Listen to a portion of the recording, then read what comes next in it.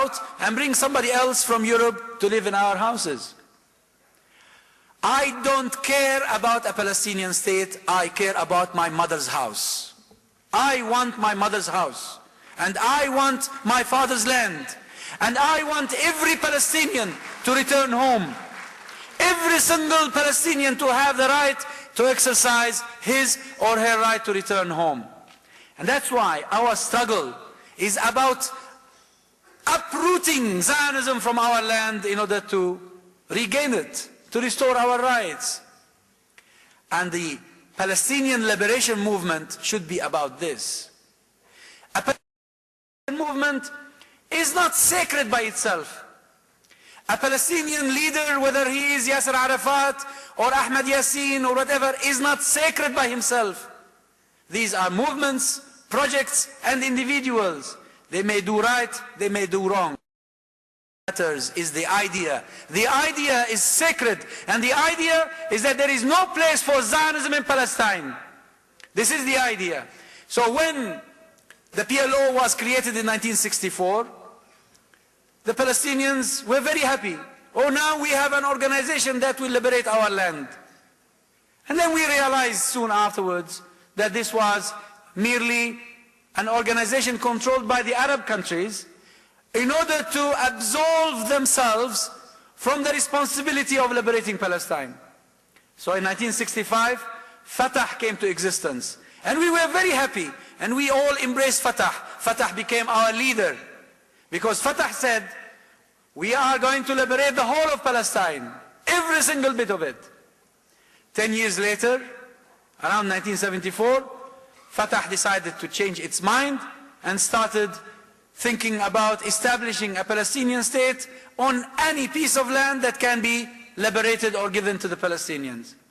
That's not what we supported Fatah for. And that's why in 1987 Hamas came into existence.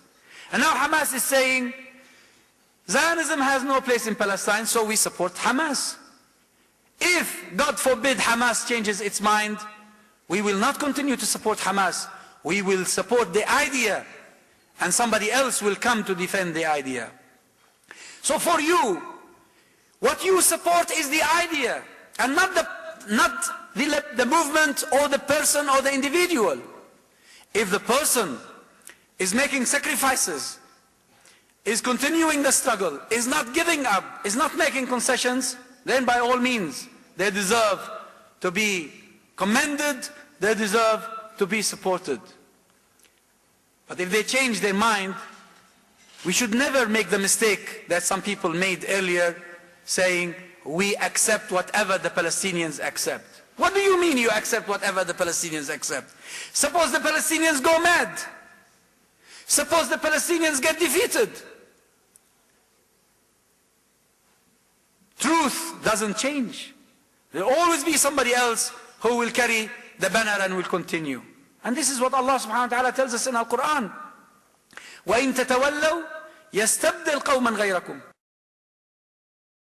If you change heart, Allah will replace you by somebody else, and they will not be like you. In other words, it is the cause that we support, not a person, not an organization. The greatest sin committed by the Arab countries in dealing with the Palestinian issue is that when they declared the PLO as the sole legitimate representative of the Palestinian people. Why? Why should there be a sole legitimate representative of the Palestinian cause? Then we saw the PLO in 1993 enter into a deal with Israel called the Oslo Agreement and completely derail the project of liberation. Who gave the PLO the right to give away my mother's house or my father's land? I never gave them the right. My mother never gave them the right. The millions of Palestinian refugees never gave them the right. So your responsibility is to continue to be focused. Palestinians have problems today. They have disagreements. Don't embroil yourself in these disagreements. These disagreements will be settled among the Palestinians. You are not going to be pro this group or that group for the sake of their eyes or the color of their skin. you are in support of the idea itself. And you continue your support for the Palestinian people and whoever is leading the struggle for liberation of Palestine. Being focused is very important. When the PLO recognized Israel, many countries in Africa and Asia started having diplomatic relations with Israel, as if the Palestinian problem was resolved. And actually the Oslo process was another dark chapter in the suffering of the Palestinian people. Since Oslo, more land was confiscated, more Palestinians were imprisoned, more Palestinians were killed by the Israelis, and more internal dispute and fight provoked or incited by Israeli intervention in Palestinian affairs. And the Palestinians continued to lose while Israel made huge gains.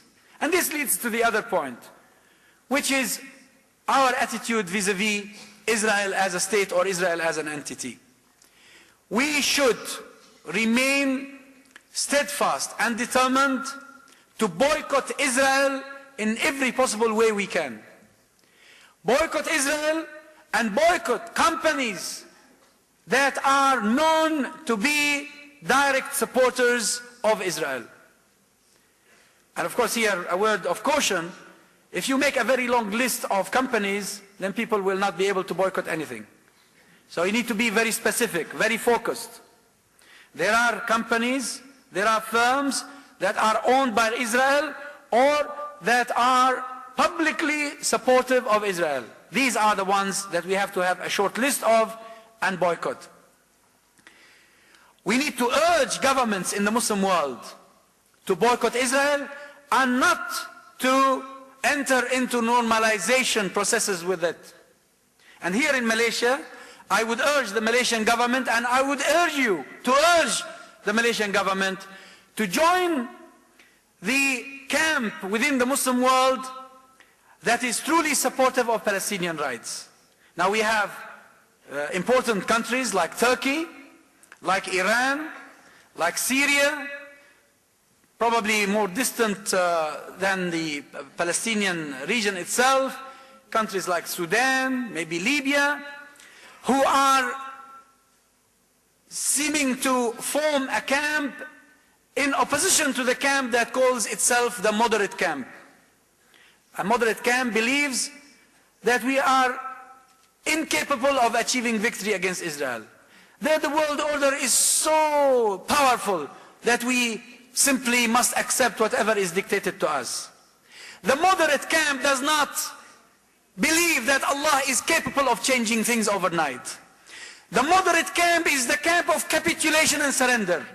Led by countries like Egypt and Saudi Arabia, it has been part and parcel of conspiring in launching the war against Gaza last December and January. We need to form an opposite camp, a camp that should include countries like Turkey, Iran, Malaysia, hopefully also Indonesia, maybe later on some major African countries like Nigeria, in addition to the few Arab regimes that are daring to challenge America, in addition to liberation movements that are still defiant and steadfast like Hamas and Hezbollah. This is the camp of resistance.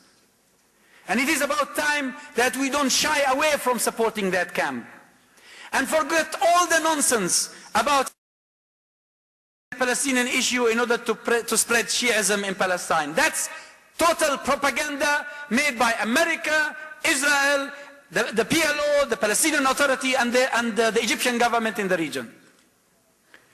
Iran has, of course, its own national interests out of doing anything, but when it comes to the Palestinian cause, it is the duty of Iran as much as it is the duty of Malaysia, Indonesia, Turkey, and every single Arab and Muslim country to support the Palestinians and to bring the siege to an end. And that leads me to the siege and what we can do about the siege. The siege that is imposed on Gaza today is imposed by Israel, by the United States of America and its allies, and by a number of Arab and Muslim countries. There is no justification on the face of the earth for